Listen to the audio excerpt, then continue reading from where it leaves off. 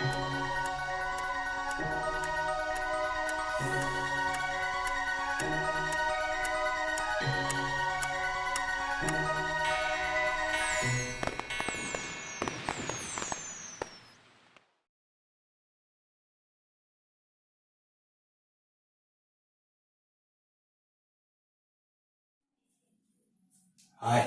Dear student, पिछला जो video था हमारा वो इलेक्ट्रिक फ्लक्स पे था और इलेक्ट्रिक फ्लक्स का जो हमने जो फॉर्मूला निकाला था that is a total electric flux that is phi equal to E dot S. Okay, तो ई डॉट यस जो है वो है total electric flux through the close surface S, through the close surface S. Okay, तो ये जो electric flux है, electric flux which is depends upon the orientation, यानी जो एंगल जो मेक करता है इलेक्ट्रिक फील्ड के साथ, सरफेस जो एंगल मेक कर रहा है इलेक्ट्रिक फील्ड के साथ, वो इस पे वो क्या रहेगा, फ्लक्स क्या रहेगा, डिपेंड्स रहेगा।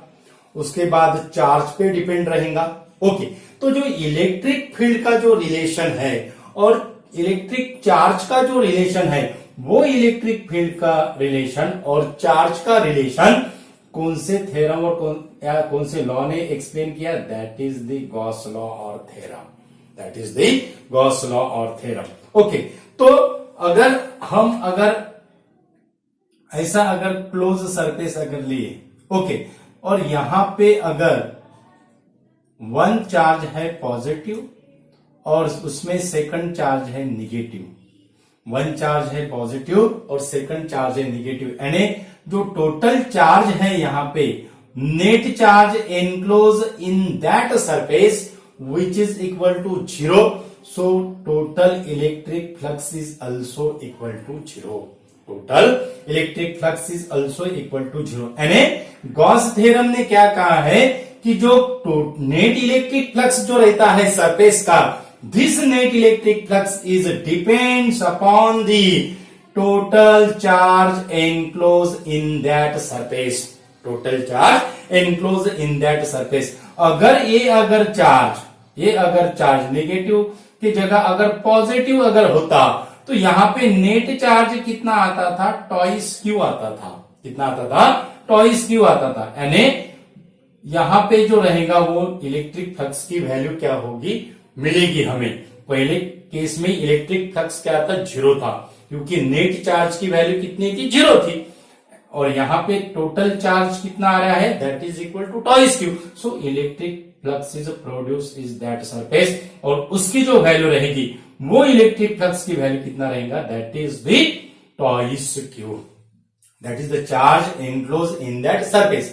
और वो जो इलेक्ट्रिक फ्लक्स है, this electric flux is also depends upon the permittivity of the medium, it is also depends upon the permittivity of the medium. Okay, तो फ्री स्पेस में चार्ज है या एनी अदर मीडियम में रखा है, उस पे क्या रहेगा डियर स्टूडेंट, इलेक्ट्रिक फ्लक्स की value according to Gauss theorem क्या रहेंगी, डिपेंड्स रहेंगी। ओके, तो गॉस थ्योरम प्रूव करने के लिए ओके, तो हम एक ऐसा क्लोज सरफेस लेते हैं, ये हमने क्लोज सरफेस लिया, और ये जो क्लोज सरफेस है, ये क्लोज सरफेस पे नंबर ऑफ पॉजिटिव चार्ज क्या है, इन्वॉल्व है, it consist of number of positive charges. ये जो क्लोज सरफेस है, ये क्लोज सरफेस पे नंबर ऑफ पॉजिटिव चार्ज क्या है, एनक्लोज है। लेकिन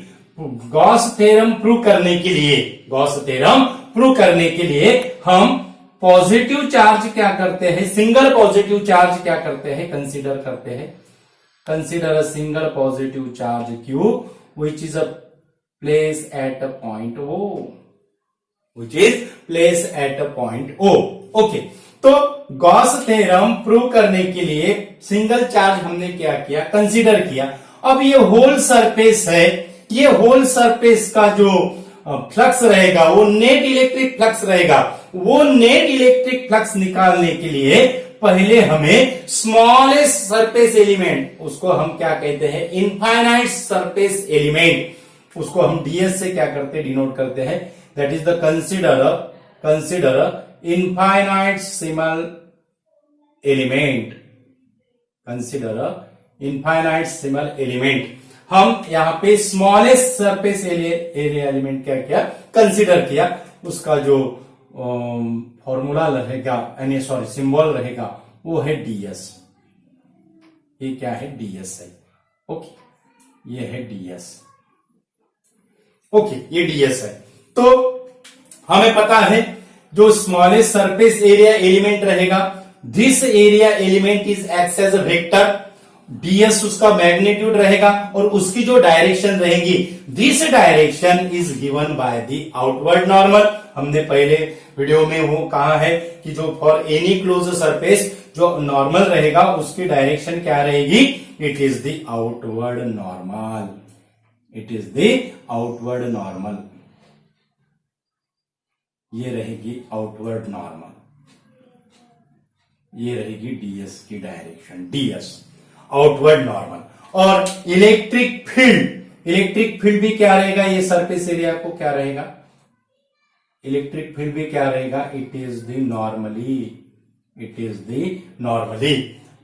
सो ये जो है ये यहां पे क्या हो रहा है, it making an angle theta, it making an angle theta with electric field intensity E. Electric field की इंटेंसिटी ई से डिनोट करते हैं, यानी जो ds है, smallest surface area element ds है, वो यहां पे क्या मेक कर रहा है, that is it making an angle theta with electric field, with electric field. Okay, तो ये जो सरफेस एरिया एलिमेंट हमने जो लिया है, वो सरफेस एरिया एलिमेंट, मानो ये सरफेस एरिया एलिमेंट हमने P पॉइंट पे लिया है, और ये जो P पॉइंट है, this P point is situated, this P point is situated at a distance r, this P point is situated at a distance r, this P point is situated at a distance r। ये जो distance है, ये distance हमने कितना लिया, r distance पे लिया। P जो पॉइंट है, P पॉइंट पे हमने स्मॉलेस्ट एरिया एलिमेंट कंसीडर किया, और उसका जो डिस्टेंस है, वो डिस्टेंस हमने r से क्या किया, स्मॉल r से क्या किया, डिनोटेड किया। ओके, तो हमें अकॉर्डिंग टू, हमें पता है इलेक्ट्रिक फ्लक्स की जो डेफिनेशन है, that is the electric flux passing through the area ds, small surface area ds, that is electric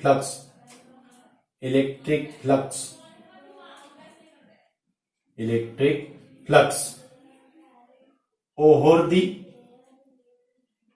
the small area ds is given by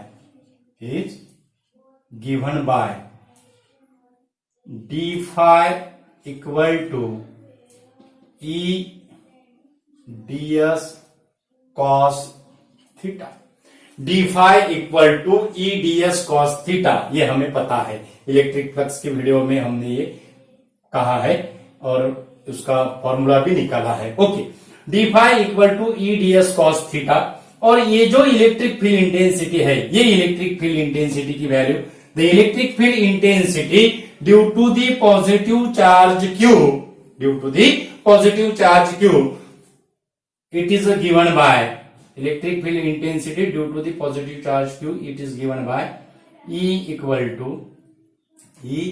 to q upon 4 pi epsilon 0 r square, E equal to q upon 4 pi epsilon 0 r square.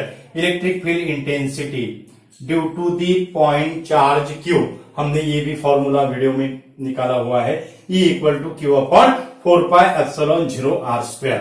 Okay, तो ये जो E की जो value है, ये V की value, ये equation में अगर हमने सब्स्टिट्यूट अगर की तो हमें इक्वेशन मिलेगा, that is d phi equal to q upon 4 pi epsilon 0 r square into ds cos theta, q upon 4 pi epsilon 0 r square into ds cos theta. Okay, तो यही इक्वेशन हम ऐसे भी लिख सकते हैं, d phi that is equal to q upon 4 pi epsilon zero, q upon 4 pi epsilon zero ds cos theta upon r square. d phi that is equal to q upon 4 pi epsilon 0 ds cos theta upon r square. ये हमारा first equation हुआ है और जिसको हम second equation कहेंगे. d phi equal to q upon 4 pi epsilon 0 ds cos theta upon r square.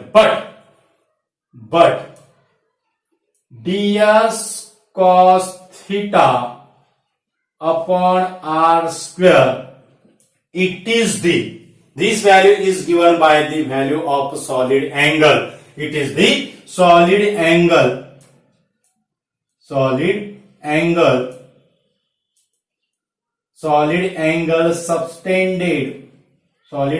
subtended by area ds.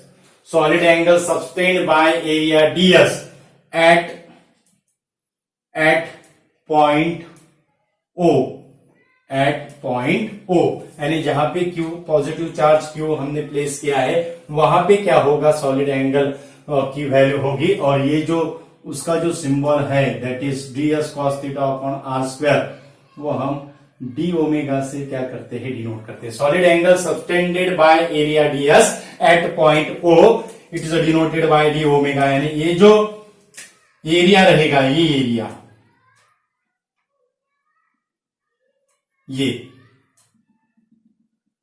ये यहां पे क्या होगा, ऐसा सॉलिड एंगल क्या होगा, सबटेंडेड होगा.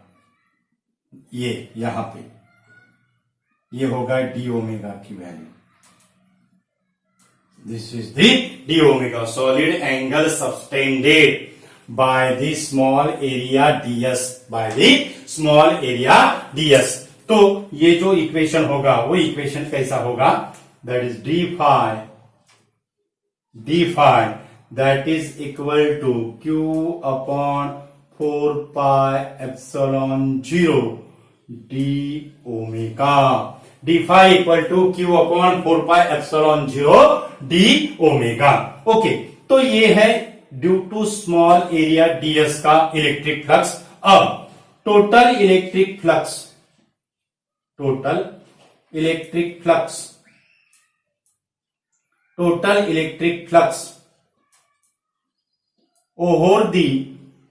Over the close surface, total electric flux over the whole close surface,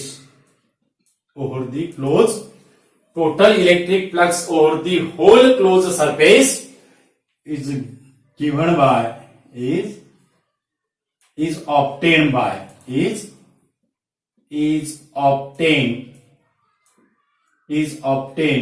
by integrating this above equation,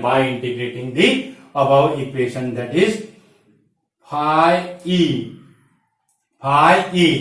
that is equal to integration over the surface S d phi, integration over the surface S d phi.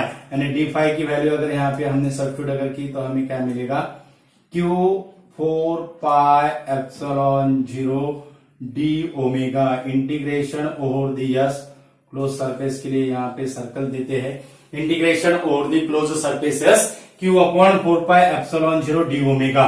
अब charge और epsilon 0 ये constant है, वो हम बाहर अगर लिए, integration के बाहर अगर लिए तो हमें क्या मिलेगा, Q upon 4 pi epsilon 0 integration over the surface D omega.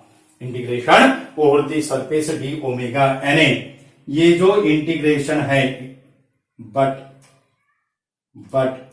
Integration over the surface D omega that is equal to 4 pi, integration over the surface d omega that is equal to 4 pi. It is the total solid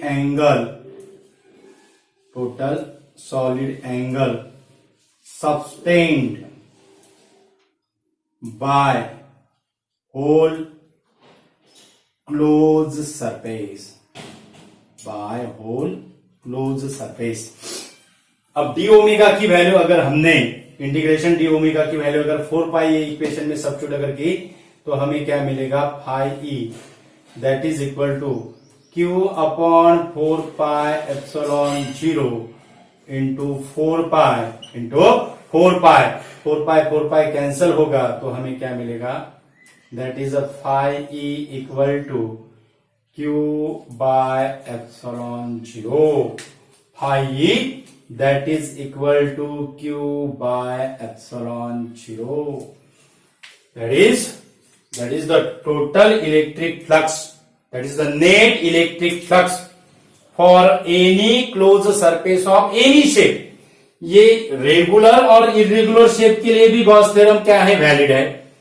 अब हम statement कैसे लिखेंगे, Gauss theorem का statement कैसा होगा, ये एक charge के लिए है।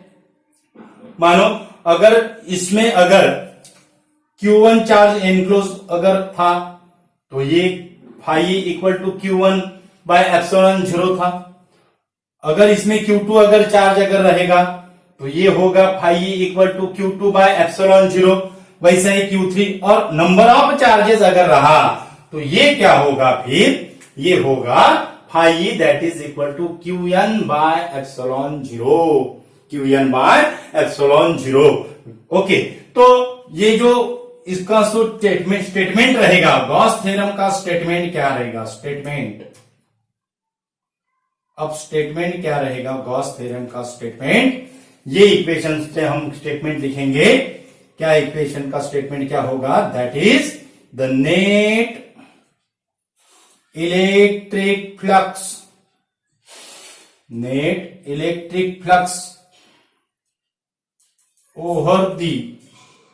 over the closed surface, net electric flux over the closed surface of any shape,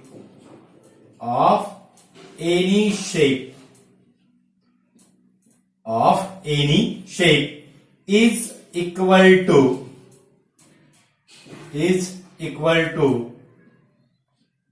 1 upon epsilon 0 times the 1 upon epsilon 0 times the net charge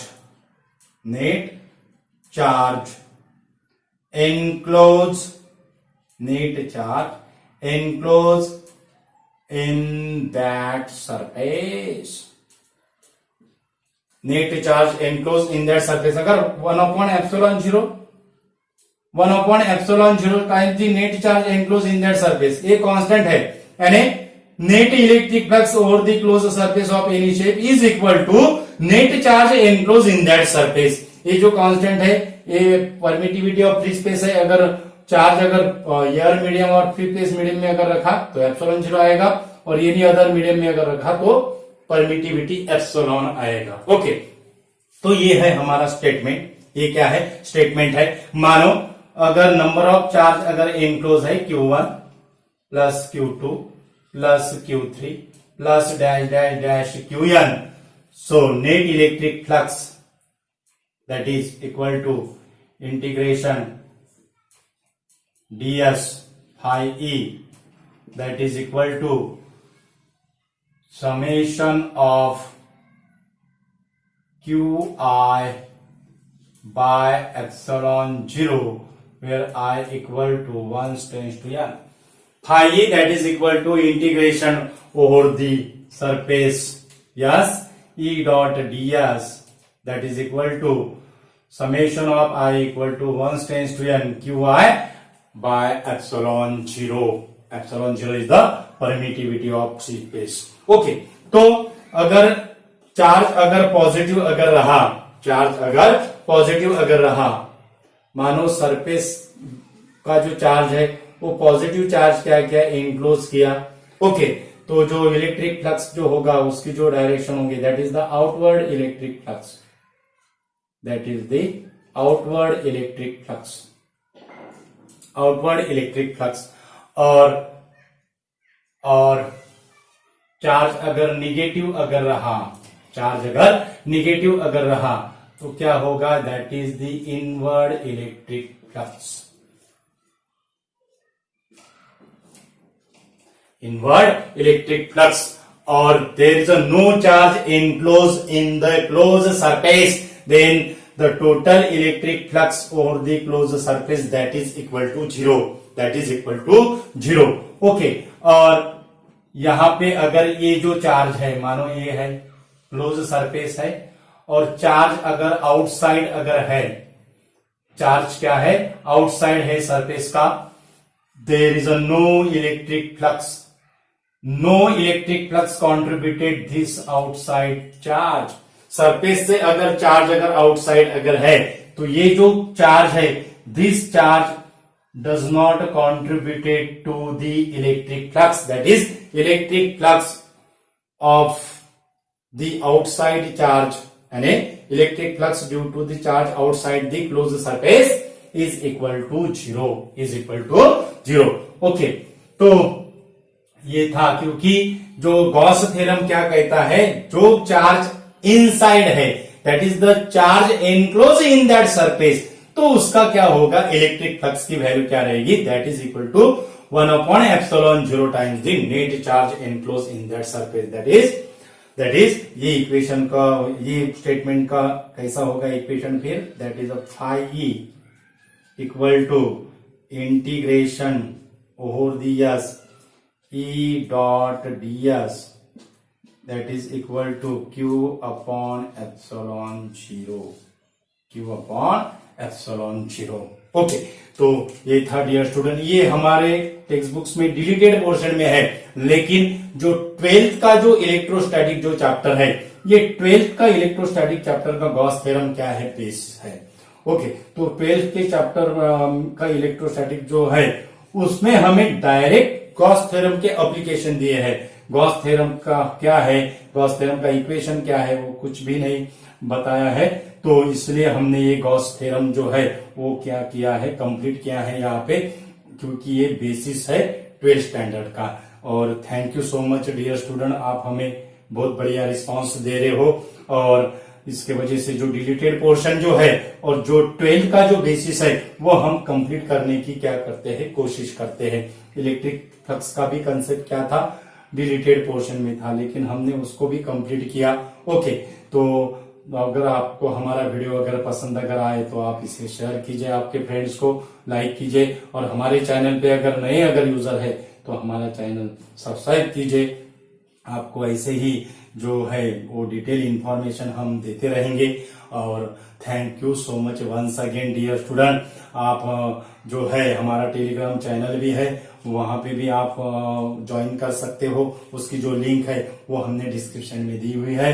Instagram account भी है हमारा, उसको भी आप ज्वाइन कर सकते हो, और आपका जो क्यूरीज होगा वो क्यूरीज आप हमें सेंड कर सकते हो. Thank you once again dear student.